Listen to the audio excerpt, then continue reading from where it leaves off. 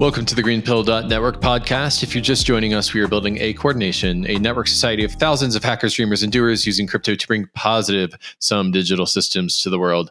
This podcast features the people who are doing it, and we publish a season of 5 to 10 episodes every couple months. This season is Impact. How can we manifest the meme of impact equals profit? What are the most interesting experiments and ideas in impact tracking? How can we build crypto economic systems that elevate impactful builders, and how do we move from virtue signaling to crypto economic proof of virtue? These are the themes of Greenpill Impact Season 2024.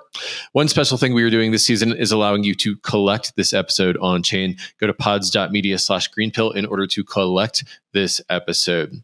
And if you want to learn more about the Greenpill Network, visit our website at greenpill.network, where you can download the GreenPilled Book for free, join the Discord, and become a member of your local greenpill.network chapter.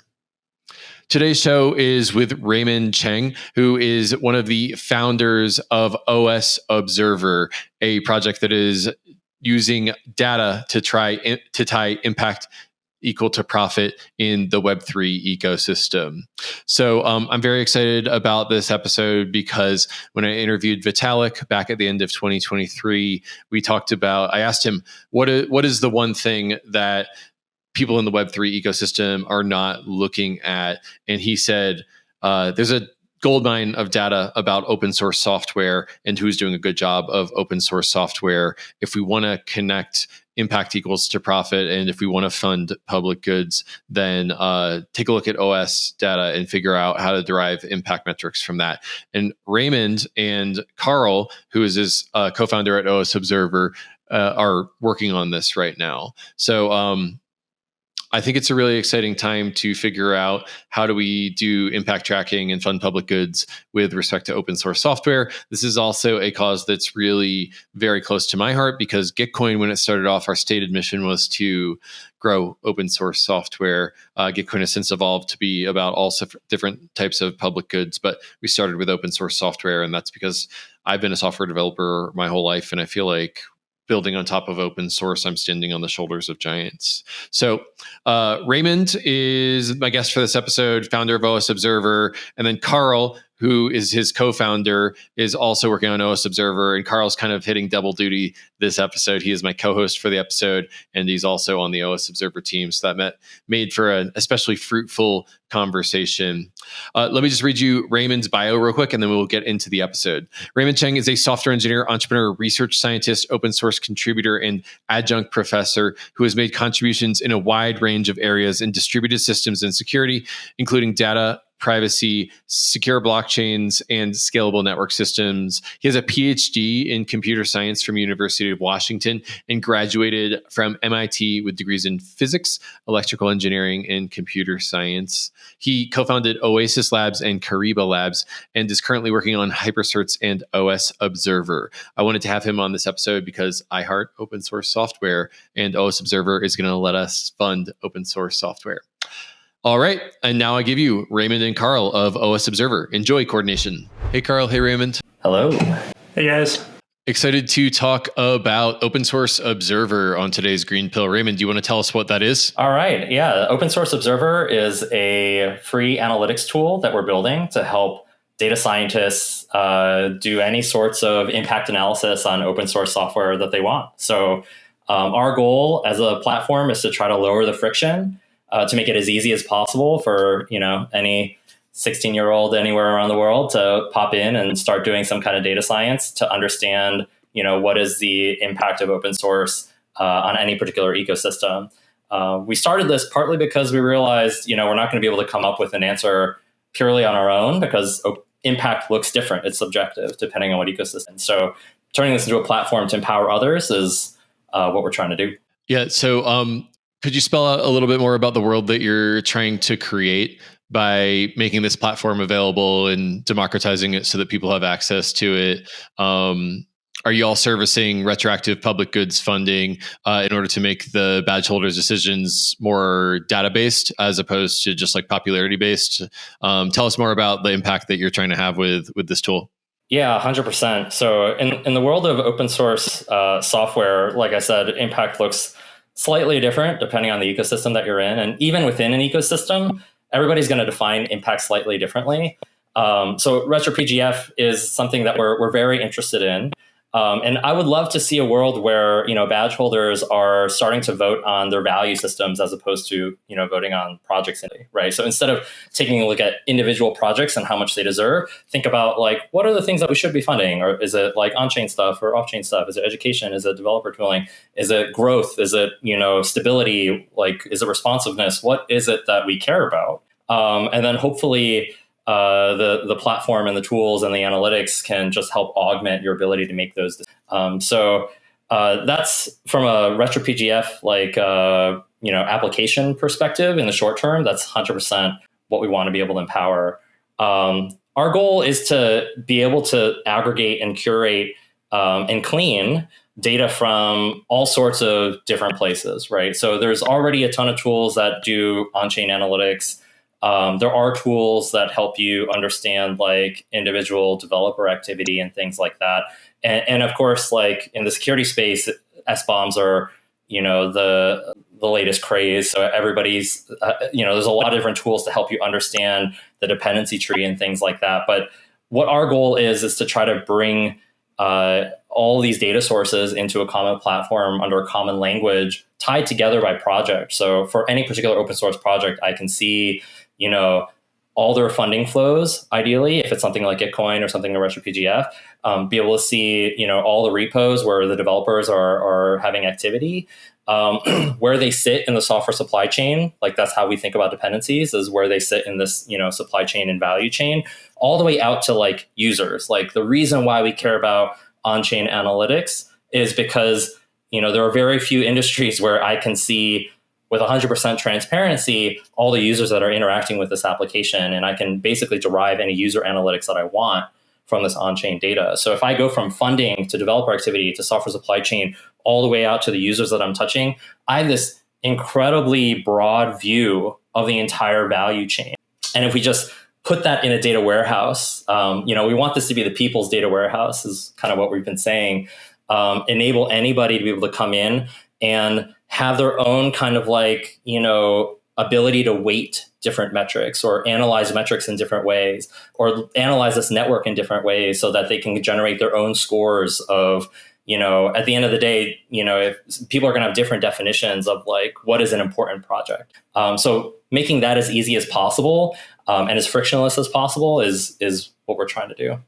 One of the things that was inspirational for us in pursuing this project was the idea that retroactive funding, primarily led by Optimism, was becoming a thing. There's been a variety of efforts in the past in science and open source software and in other domains to say that we should have things that resemble impact markets.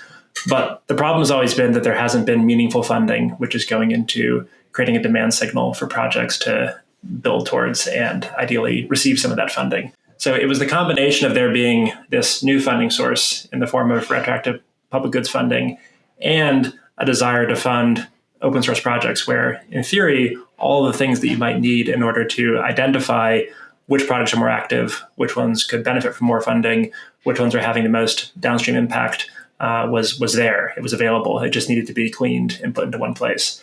So it was really, I think, like a fortunate event that we were working together and at the same time looking for a good use case for impact markets, and retroactive public goods funding, impact equals profit, became such a big meme.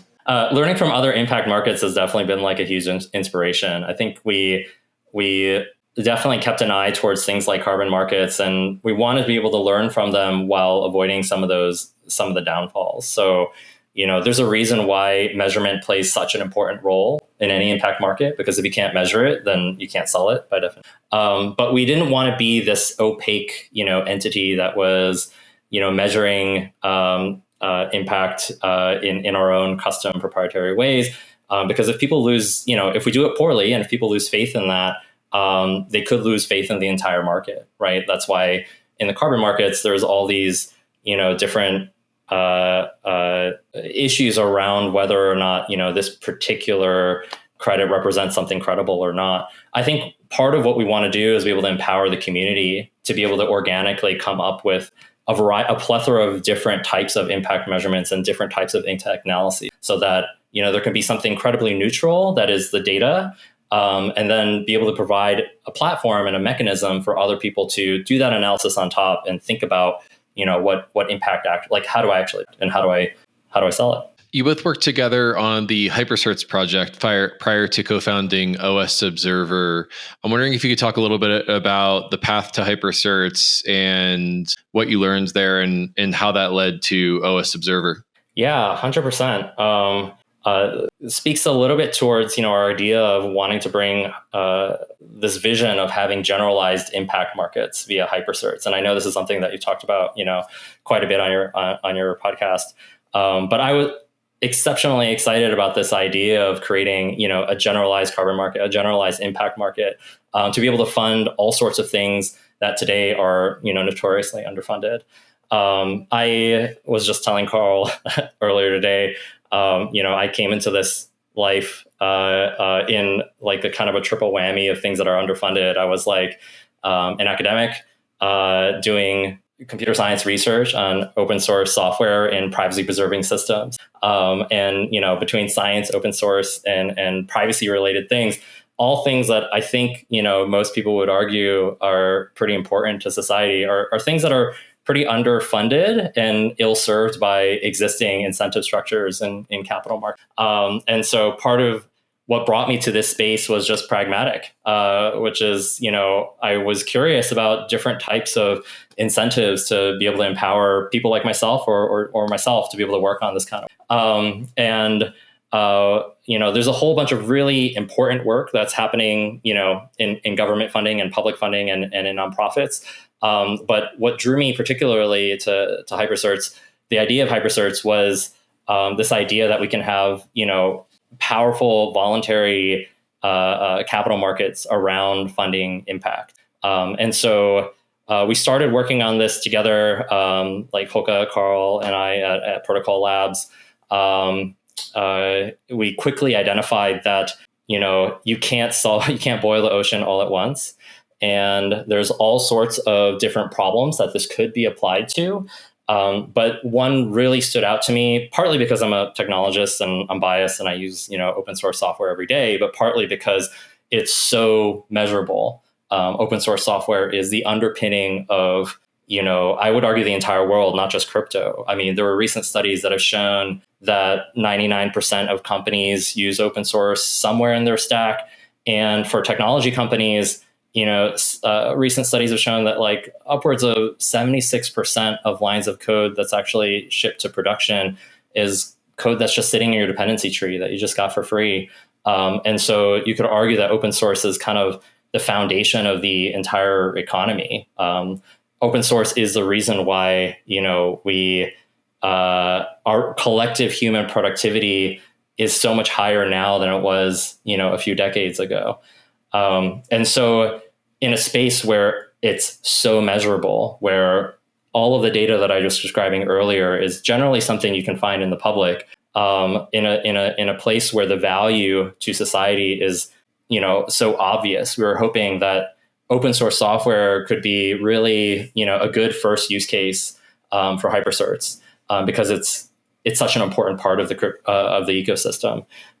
So that's kind of how we started moving down, thinking more about open source. And we were playing around with a lot of different tools to try to understand how to think about impact. And as I mentioned earlier, of course, there are a lot of tools around any particular vertical. But pragmatically, the way that we started was just trying to build something that could aggregate all of it together, and be able to do these, cross-cutting analyses. So thinking about, high value users, thinking about what's leading them to be retained, thinking about the efficacy of these grant programs, and what kind of developer activity that's leading to. That's how we got started building out this tooling, partly as a way to just value and measure, impact, or value and measure Hypercerts that are coming out of these Gitcoin rounds. And that's what led us on this journey. One of the things that is really unique, and I just want to underscore here, is that for crypto ecosystems, funding open source is mission critical. It's not like a second or third order need. It's not viewed as corporate social responsibility or something that you do after you've had a profitable year. is actually critical to these ecosystems having any long-term value. And so the fact that there's a very, very clear aligned incentives around the demand side, I think gives these markets much more legitimacy. You don't need to convince any layer 2 or ecosystem why it's important to fund open source. They know it, and actually their survival depends on being able to do that well. Yeah, for sure. And I think that the work that you're doing with OS Observer feels like it's so critical to achieving this meme of impact equals profit. If we can't measure the impact, then how do we know what profitable token rewards to drop on people? And 2015 to 2017, I actually worked in a data warehousing group and analytics group. And one of the sort of truisms that we used was that something like 80% of the time working with a new data source is just cleaning the data and making sure that it's validated and good before you can even start to do any fancy statistics or impact tracking or stuff on top of it. So I think it's really interesting to see that mirrored in OS Observer, where you're going to have this data warehouse that has all of the different data just pre-cleaned for people so that they can measure the impact that different open source repositories are having. So just putting those things together, it feels like this is a tool really aimed at connecting impact equals profit with emphasis on the equal sign, because we can now measure it so we can manage it. Any comments on that? Yeah, 100%. I mean, I think it sounds easy. Like, this data already exists. Like, why can't it just why can't people just use it? And there's just so much engineering that actually goes into doing these things at scale. And we take a very product-oriented approach to this. So we think about it from what are the different types of users that want to consume this, and how do they want to consume it? And how do we make it, for each one of those personas, how do we make it as much of a frictionless playground experience as possible?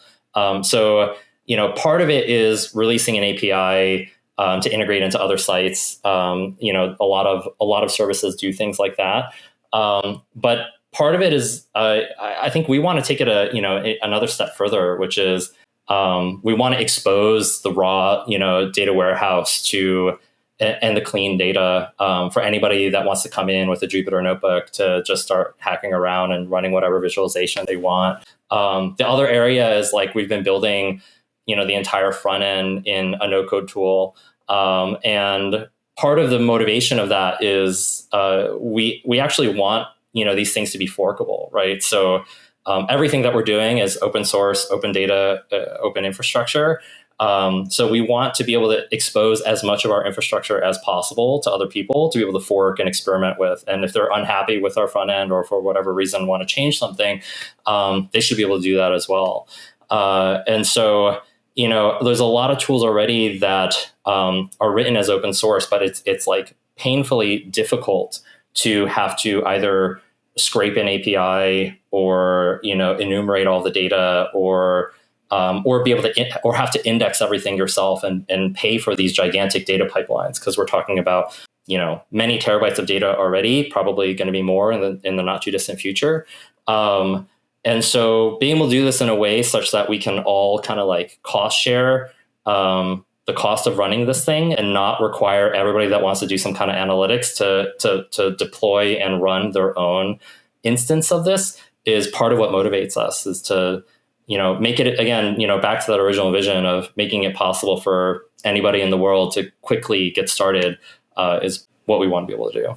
Looking at it now, I think that we began almost naively assuming that there was going to be one or two impact metrics that might just appear and be things that any ecosystem would want to fund more of. And at a very high level, you can say, sure, any ecosystem is going to want more developers. They're going to want to have more users. They're going to want to drive demand for block space, et cetera. But I think immediately once you start getting into the types of projects that they work with, the types of developers that are active in that community, what the supply chain looks like, you realize that there's going to be many, many very domain-specific and niche types of requirements for how to measure impact and how to track what products are contributing the most to that. And so the idea that we would be able to come up with one metric or even a handful of metrics that would be useful to all of those ecosystems, I think is just hopelessly naive. Maybe some will emerge, but I think that that will only come by having thousands of smart people trying to look at it and apply it to many different contexts. So as Ray was saying, the part that we're really excited about is getting more people to start being able to hit the ground running and not have to spend months cleaning the data and set up their own servers, but actually being able to go in and very quickly start getting answers to questions they have. I wonder if you can paint more of a picture of what the world looks like if you're maximally successful. So, in 5 or 10 years, what does Open Source Observer look like, and how does it support the rest of the 3 impact public goods regen? Yeah. So in the short term, we just want to make this the best, product experience that we possibly can. So if anyone is thinking about how do I think about impact, how do I want to spin up a new analysis on this new ecosystem or this new project or something like that, this is like, we want to be the best playground for people to be able to do that kind of analysis. And the first thing that people think of when they come to doing the impact analysis and sharing those results. In the long term, though, I think understanding impact is important, but definitely just a piece of the bigger picture. Like you mentioned earlier, Carl and I got into this with Hypercerts first because we recognized that this was an important part, but just one piece of the bigger puzzle of creating a sustainable funding ecosystem for public goods. And so, if we can hook into other types of platforms and make sure that they are best suited to make the best, funding allocations possible for their ecosystems, whether it's, systems like Gitcoin or Octane or RPGF or whatever. That's, in the medium term, something that we definitely want to do is to make sure that we empower these communities to make the best data-informed decisions that they can. And then in the long run, I think you've done a fantastic job on this podcast season, highlighting all the interesting work in impact equals profit. I think in the future, it should be as easy as saying, I'm coming in, I have some dollars. There's some outcome, some desirable outcome that I want to fund towards, whether it's more growth in this ecosystem or more security or more reliability or whatever it is. And there should be enough tooling in place such that, you don't have to go in and be able to assess an individual project on whether or not that's the project I want to make a bet on. I can just fund the outcomes that I care about and be able to put, money where my mouth is. But that's long term what we're all trying to build towards. And we want to make sure it's as informed as possible to making sure we can actually make correlated bets on where we want the future to go. Just building on that, I think that we've already started to see pockets of people come together and say, if there's a way that someone's looking to spend money and they're looking for data and insights to inform how better to do that, then they start knowing where to look and they start having a sense of what to measure. And in doing so, they're kind of starting to stack together these different funding mechanisms and understand, here's a project that's getting funding from a bunch of different sources. And then here's one which is receiving much more than it needs. And it's taking a portion of that and distributing it to other projects that it thinks are impactful. As these systems are starting to build on top of each other and compose, I think that there's going to be, what I'm starting to see already and hoping to see more of is people that are going to be able to come and make sense of that data and actually be, ready to, when a new funder comes in and says, we're looking to deploy this capital, we don't know what to fund, there's going to be a number of people that'll be able to respond to that and say, okay, I have some ideas or I have some ways of looking at it. And you can almost have there be a set of analysts that are competing for allocating that funding in the best possible way. Yeah, well, this is one of the things that I think is so neat about Impact Season, but specifically OS Observer, is that it's not just theory, right? These things are starting to happen both because of optimism and Gitcoin and Giveth and all of the other capital allocators in the space needing impact evaluation, moving away from these things just being a popularity contest or a Keynesian beauty contest is what an economist would call it, to being more data driven. And a couple of years ago, that wasn't true. It was all kind of theory and no action. And so now we have both the theory and the action. And it's so interesting that you're already starting to see the pockets of customers for something like OS Observer. It makes me feel like the time is now for this to happen. 100%. I totally think the time is now. I think, but it's not just putting things into practice. I think as a community, we have a real test in front of us, which is we have through these mechanisms, we have to make more impact than the alternative, right? Like one of the things that was really stark and startling to me when I was looking into it was just like how these things compare to like traditional open source funding. So if you take a look at, a company like Google, they'll maybe, deploy a few $1 million a year towards something like corporate memberships and foundation.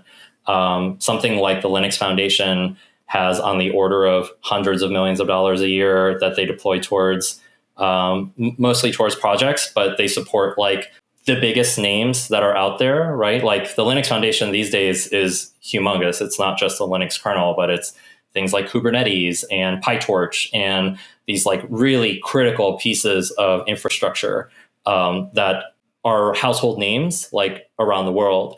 And we have this test in front of us now, which is not only do we need to put these ideas into practice, we have to show that we are better capital allocators than the old way of doing things, right? Otherwise, like, what's the point of any of this? And we have to be building the next generation of open source software that is, where we're going to push things into the future.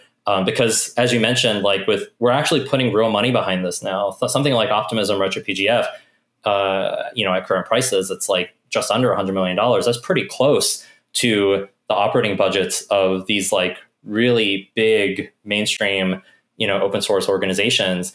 And we have to show that this decentralized, data-driven community can build things of high value to the rest of the world. And so I think like it's exceptionally exciting from that perspective, which is like, we're actually able to pour gas onto the fire and be able to test these things live. But as a community, I think it's a real test point to see, whether or not we can do better. It definitely does feel like the moment is now. I think if 1 or 2 years goes by and there's really nothing to show for it, you'll have missed the opportunity. I also think that if you do it really well right now, then the impact will be something that even traditional Web 2 companies will start paying attention to. I hope we can make that case. Yeah, I would love to, I think that's something that we've been noodling on, is how do we make a RetroPGF that spans to a broader audience? Because, if you think about something like dev tooling, the dev tooling that, the crypto community uses compared to what a traditional web developer uses, there's a lot of overlap. And I think like we can start to, through these programs, potentially start to broaden the reach of not just the audience, but also who's affected, who's eligible for payouts, and who can be impacted by this work. So I think that would be really cool, is to start to see us bridging into other communities and seeing how we can, amplify and make win-win situations. So if I'm a listener and I'm interested in getting involved with OS Observer, how can I check out what you're doing, get my hands on the data, start contributing or just following what's going on with OS? Yeah, we are increasingly launching and releasing more and making more stuff open to the public. We've always been, you can always join our Discord and see our live chatter. You can always like follow what we're doing on GitHub. Everything has always, been done in open source ethos. But, up until now, the data has been, a work in progress. It's been a big engineering effort to basically put these pipelines in place. We're hoping, soon this quarter to be launching an API service to make it easy for people to integrate and call, call Open Source Observer as an API service to be able to integrate the data into whatever visualization or, user interface that you might have. So working with different partners to kind of surface that data in different ways, I think is something that you can look forward to. We'll be releasing some docs around how to do that. Similarly, I think we now have this Kariba data collective that we're starting to form, which you can check out on our website and join as well. We're trying to curate, a active, involved, excited community of impact data scientists to take a look at this data, and we'll be sharing, data warehouse access with folks in this community to be able to do arbitrary, historical and longitudinal analyses in whichever way that they want. And so that's something that we'll be ramping up over the course of this quarter. We'll be at ETH Denver with a community event. You can check out on our website for more details if you want to join this data collective and start running some of these experiments with us. We're trying to keep everything as open source as we can. So definitely follow us on our Twitter and our mailing list to keep up to updates on how to contribute. And our documentation, while a work in progress, continually gets better by the day. Yeah, one thing that's difficult that I'll add here is that we are trying to create this new job category that doesn't exist right now. So you have data scientists over here that might have been, working in ad tech or in like a hedge fund or doing sports analytics. And then on the other hand, you have regens and public goods lovers and people that want to fund more public goods. And what we've seen is there isn't a huge amount of intersection between those two communities. And the data people, they're not really into the regen thing. And the regen people are not data people. And so we're trying to actually bridge those two communities and create like some activity at that intersection where maybe in many cases it'll be people that are kind of curious about this, learning how to do some data science work. And then separately trying to nerd snipe some people who might be working in ad tech or might be working in academia and give them some really cool and powerful data sets that can be used and inform millions of dollars in funding. So the hope is that a year from now, there are many more people that can do this job of an impact data scientist. Right now, there aren't very many, and we're looking to grow that. For sure. And I think that y'all are sort of leading from the front. What did Jonas call you on one of our podcasts? He called you our favorite regen's favorite regen. And I think it's because you're publishing so many database insights about RPGF, Carl. So, not only are you envisioning this new category of data scientists, I think you're sort of living it by doing it out in public. And would encourage the audience to check out your Twitter account and keep an eye out for new blog posts coming from you. It's like Christmas morning whenever I see a new database blog post from you, Carl. Thank you. We're hoping that there'll be many more in the future. And I think that the greatest compliment would be someone forking our work and putting it out there and doing it 10 times better. So that's what we're hoping to do. And yeah, as Ray said, really hoping that, in a few weeks, we're going to have people that will have access to the data warehouse and be able to play around and do some really cool things. One thing to note is that we're also sponsoring the Shelling Point event. So on Saturday, I think that's March 3rd, we'll be co-hosting an event with Gitcoin and Impact Plus in Denver. So if people are in town, they should check that out and register. Is there anything that I didn't ask that you want to say? Maybe we'll start with you, Raymond. And maybe I could just pitch the same question to Carl, even though you're my co-host, but you're also an OS Observer founder. You're playing both sides here. Is there anything I didn't ask that you want to say? The thing that I really want to double down on is trying to convince more people, show more people that this isn't just a nice to have, that funding your public goods is really I think as you call it, Kevin, like a long-term competitive advantage. It's not something that should be an afterthought. It's not something that we would prioritize after other things. In many respects of our life, the most important decisions we make are where we want to be and who we want to spend time with. And that's very much a function of the public goods that we value together. And so I hope that there can be a small piece that we play in trying to bring useful, relevant, pluralistic data into that conversation. I don't think it's the only thing that matters, but I think it's been for far too long a missing part of the funding process. Thanks, Carl. Same question to you, Raymond. Anything I didn't ask that you want to say? Yeah, I think, to build on Carl, what you were saying, I really like that. I feel like, in tech in general, regardless if you're in Web3 or something else, I think we're hitting on a nerve with wanting to be able to support open source software, both on the supply and demand side. On the supply side, you hear all the time, like developers who would love to be able to quit their, corporate jobs and be able to just like build open source software and make impact and do good stuff for the world and be able to make a living doing it. Like you hear that all the time. And there's people that succeed at it and there's people that don't. And if all we can do is reduce some of that friction and increase the pool of people that are capable of making that jump, to be able to support their living, but also, be able to build public goods and,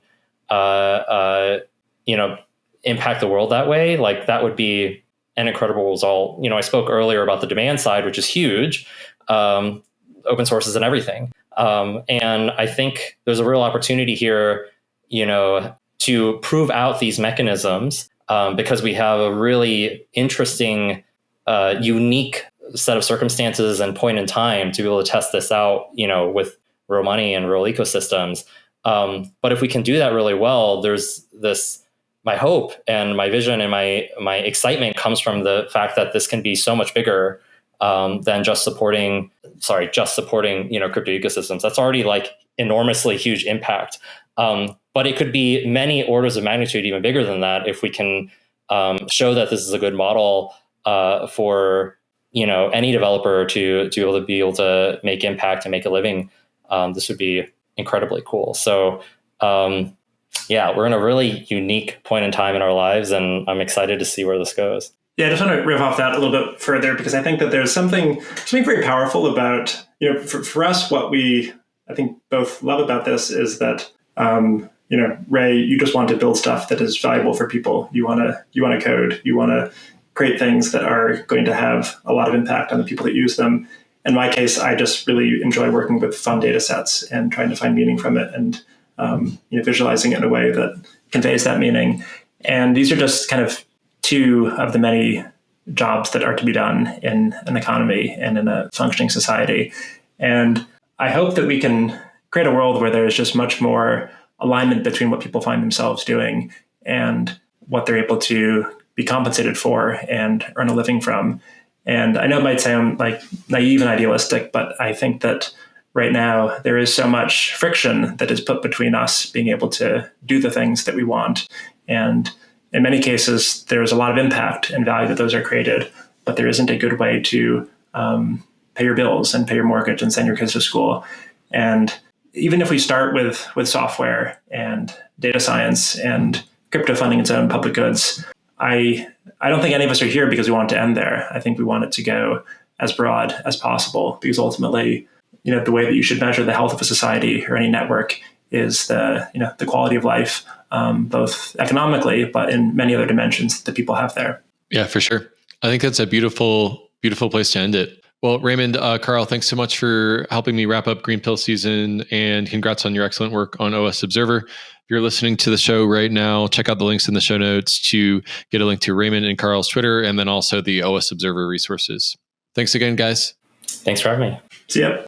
Alrighty. You just heard from Raymond Cheng. I'm very excited about OS Observer because I love open source software and I love rewarding open source software developers for building open source software. When you are using the internet, you are using open source software, whether you know it or not. We are standing on the shoulders of giants.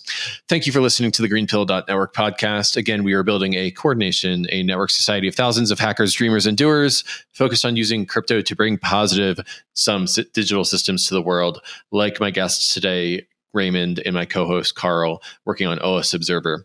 If you value our work, you can collect this episode on chain, pods.media/greenpill. And if you like this episode, please remember to like, share, and subscribe. This is how the algorithmic overlords know that greenpilling is an important thing and that you want to spread this movement outward. So before you close your podcast player, please remember to like, rate, and subscribe this episode on your favorite podcast network. Thanks again. Thanks for listening to Impact Season, and I will see you in a couple months for the next season that we do. Enjoy.